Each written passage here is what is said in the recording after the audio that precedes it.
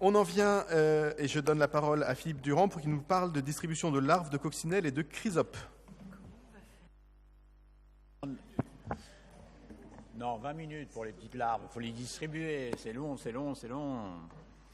Donc, afin d'encourager les pratiques écologiques de jardinage des Parisiens et des Parisiennes qui jardinent sur leur balcon, sur leur terrasse ou dans l'espace public ou dans un jardin partagé, une campagne de sensibilisation accompagnée de distribution de larves de coccinelle a été réalisée au printemps 2017.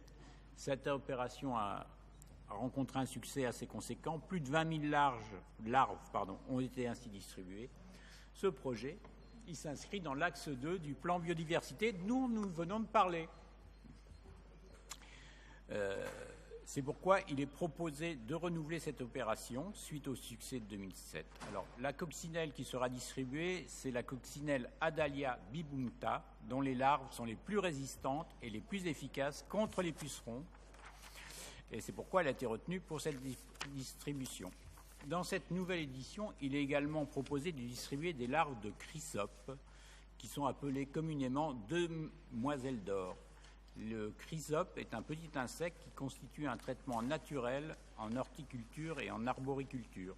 C'est un traitement anti-puceron naturel biologique. Cette opération aura lieu sur 2 demi-journées. Elle sera dirigée vers les mêmes acteurs que l'année dernière, notamment les jardins partagés qui ont été très réactifs en 2017.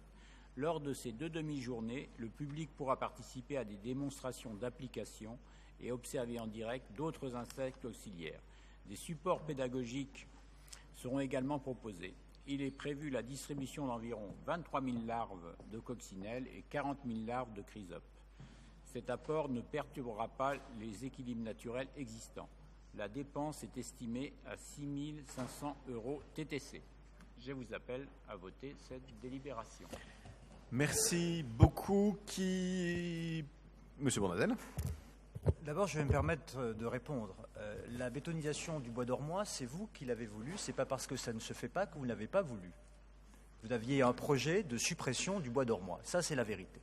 Pour M. Brossat, la Fondation LVMH, c'est sur le territoire. Vous n'assumez pas, je sais le bilan de M. Delanoë, vous avez un peu de mal avec lui. Moi, je l'assumerai beaucoup plus que vous sur d'autres partis. Mais en revanche, mais non, c'est un exemple, M. Brossat. C'est un exemple. Vous n'avez pas sanctuarisé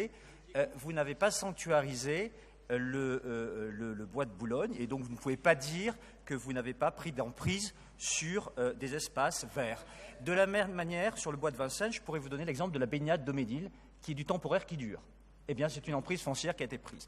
Alors, cessez en permanence de dire que ceux qui ne pensent pas comme vous, qui étayent leurs arguments, sont des menteurs. Ce n'est pas au niveau du débat public. Alors, je voudrais intervenir calmement, puisque c'est mon tour d'avoir la parole, monsieur le maire adjoint de la maire de Paris.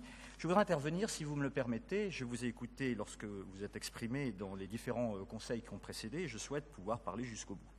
Le 14 novembre dernier, monsieur le maire, plus de 15 000 scientifiques internationaux de 16 pays signaient une tribune en une du Monde, deuxième avertissement à l'humanité. Plus qu'une mise en garde sur l'avenir de la planète, c'est un appel d'urgence à agir qu'ils ont voulu légitimement manifester. Bientôt, il sera trop tard. Je les cite, il faut éviter que le maximum de pics de pollution ne soit pas au-delà de 2020 si nous voulons éviter que la situation ne devienne irréversible. Les objectifs que fixe le nouveau plan climat de la ville pour 2030 sont très ambitieux.